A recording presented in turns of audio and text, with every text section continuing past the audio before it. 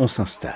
Mettons ça dans le champ. Salutations. L'année dernière, j'ai constitué un setup de bureau complet que vous pouvez voir ici. Enfin, ici, dans sa globalité. J'utilise ça désormais au quotidien avec plaisir. J'ai fait quelques vidéos sur le suivi et l'évolution de ce setup l'année dernière. Je les mets dans la description si ça vous intéresse pour retrouver toutes les références des produits qu'il y a ici. Mais il y en a d'autres qui sont arrivés et ça fera certainement l'objet d'une future vidéo. Par contre, si vous suivez la chaîne depuis un moment, vous savez que avant d'avoir ce setup fixe plutôt confortable, j'avais un setup nomade. Un setup nomade qui a fait aussi l'objet de plusieurs vidéos que je glisse également en dessous. Je les mets tout en dessous. Le fait est que si j'aime rester dans mon bureau, au calme, posé comme ça, surtout que j'ai installé la Xbox Series X juste à côté, on en reparle. J'ai toujours aimé me déplacer avec ce fameux setup nomade du passé. Et je ne parle pas forcément de déplacement loin, déplacement en train, en avion, en hélicoptère, en fusée. Non, pas forcément. Je parle de déplacement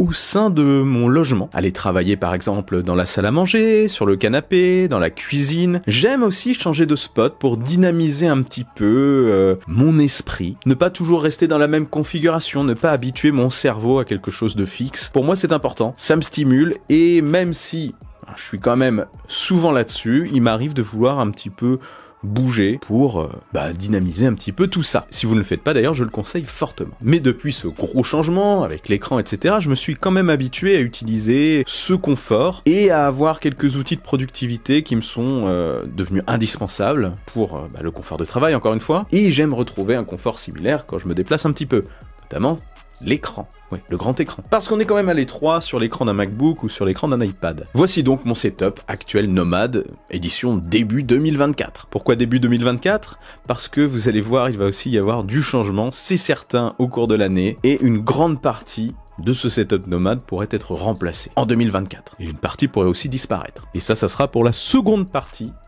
J'ai dû hurler dans le micro pour la seconde partie de la vidéo. J'aime bien avoir un micro articulé comme ça, c'est vraiment très cool. Alors, dans ce petit pack, qui tient au passage très facilement dans un sac à dos, on retrouve mon MacBook Pro de 16 pouces de 2019. Il s'agit du modèle de base avec processeur Intel. Oui, pas de processeur M de mon côté pour l'instant. Il commence un petit peu à fatiguer, mais ça va. On va dire que je le rentabilise ce MacBook Pro parce que c'est pas donné bien évidemment. Donc il a un processeur Intel Core i7 avec 6 cœurs, 2,6 GHz. Pour la partie graphique, c'est Intel UHD Graphics 630 et j'ai aussi 16 Go de RAM dessus. Et c'est la version 512 Go de stockage. Ce qui lui manque cruellement aujourd'hui, c'est clairement le chargeur MagSafe. Parce que quand on se prend les pieds dans le câble de charge avec un MagSafe, ça saute, alors qu'avec la charge USB-C, c'est le MacBook qui saute. Et ça fait un petit peu flipper. Il me manque aussi un lecteur de carte SD parce que j'utilise actuellement un petit adaptateur avec lecteur de carte SD, des ports USB dessus, que je mets dans la description d'ailleurs si ça vous intéresse, mais c'est quand même plus pratique d'avoir directement le port de carte SD dessus, et c'est le cas sur les nouveaux MacBook Pro comme c'était le cas sur les anciens. En fait, j'ai juste pris la version qui les avait plus.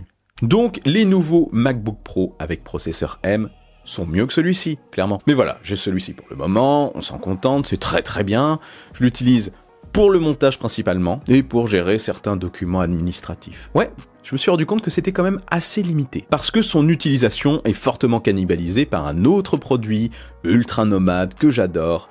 Vous savez de quoi je vais parler si vous suivez la chaîne depuis un moment. Il s'agit de mon iPad Pro de 2018. Ouais, il commence à dater, mais il tient toujours la route. Cette merveille m'accompagne depuis sa sortie. Il s'agit du modèle de 11 pouces avec 256 Go de stockage. Je l'utilise avec le Magic Keyboard et son trackpad, que je trouve d'ailleurs suffisamment confortable pour la frappe. J'écris pas mal de choses dessus, alors que c'est le modèle de 11 pouces. Surprenant. Je prends notamment des notes dessus, des notes tapées, des notes rédigées avec le pencil. Je réponds aux mails avec. J'aime bien parce que je peux vraiment le prendre avec moi n'importe où. Mais ça ne s'arrête pas là parce que je l'utilise aussi pour le web, en écran secondaire pour mettre une vidéo par exemple, pour la musique quand je travaille, même si je peux le faire aussi sur le Mac, j'ai tendance à plutôt utiliser Spotify sur l'iPad Pro. Je sais pas pourquoi. Un réflexe. Je retouche les photos dessus avec l'Apple Pencil 2, je fais mes miniatures dessus, je lis et je signe mes contrats dessus, je lis des articles, etc. Utilisation aussi côté messagerie. Bref, un outil totalement indispensable pour moi qui fait vraiment partie intégrante de mon workflow, comme disent les Anglish, et je le redis, une petite merveille. Évidemment, dans ce setup, il y a aussi l'iPhone qui joue quand même un petit rôle, mais bon, c'est aussi un produit qui est toujours avec moi, donc on va le sortir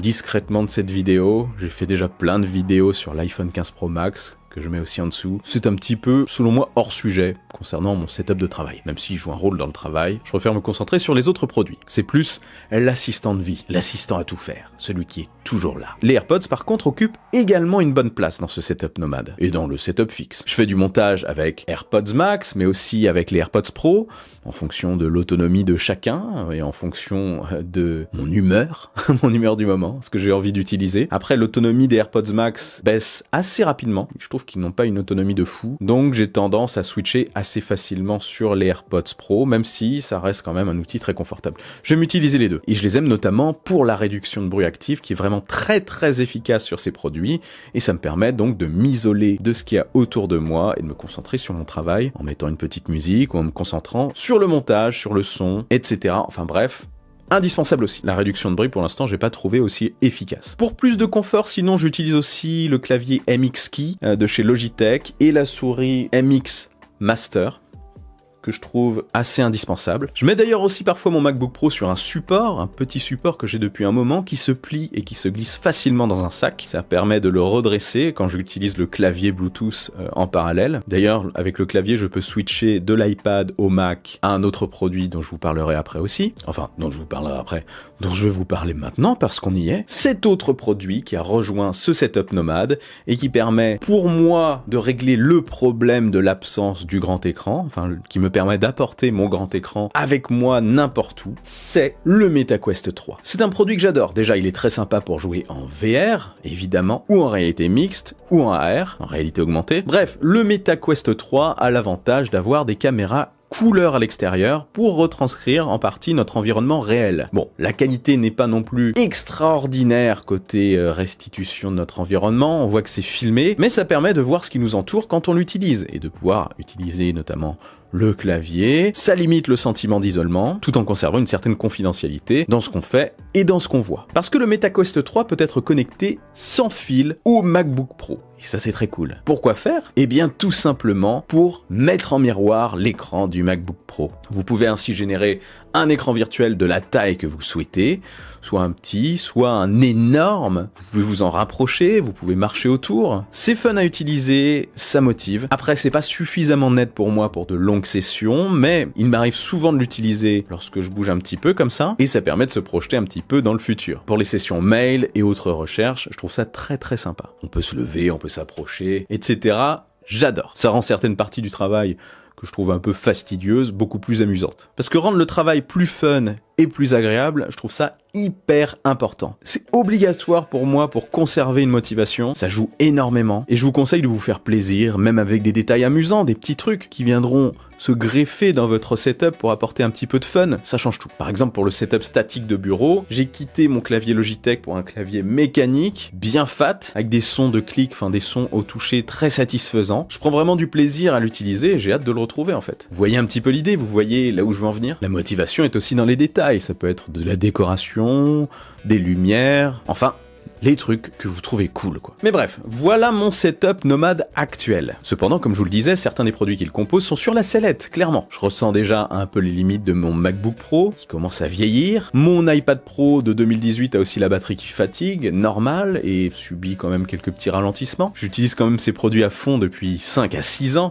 Imaginez. Et ce setup va aussi être totalement bouleversé par un produit que j'attends depuis la création de la chaîne, depuis 7 ans. Je parlais d'ailleurs de cette technologie sur la chaîne dans la 8e vidéo que j'ai sortie, la fameuse réalité augmentée qui me met toujours des petites étoiles dans les yeux. Eh bien, ça va se concrétiser cette année. Et vous voyez, on est presque à plus de 550 vidéos, et je vous en parle encore. Il s'agit évidemment, vous le savez, de Apple Vision Pro, le casque de réalité mixte d'Apple, qui veulent qu'on appelle ordinateur spatial, pardon. En tout cas, ça va jouer un rôle très très important dans ce setup nomade, parce que ça va me permettre de travailler absolument n'importe où. Mais bon, je développe pas plus, ça serait trop long. J'en ai parlé énormément sur la chaîne, je mets ça aussi dans la description si ça vous intéresse. Donc, qu'est-ce qui reste? Les AirPods Pro, oui. Et le reste risque de bouger pas mal. Déjà, quand Vision Pro sera dispo, je le prendrai évidemment pour tester sur la chaîne, parce que quand on en parle depuis 7 ans, c'est un petit peu compliqué de passer à côté de ce produit, hein. Donc on verra ce que ça donne en utilisation quotidienne. Il sera certainement couplé avec un iPad Pro de 2024, car j'en ai besoin pour la retouche photo, j'en ai besoin avec le pencil,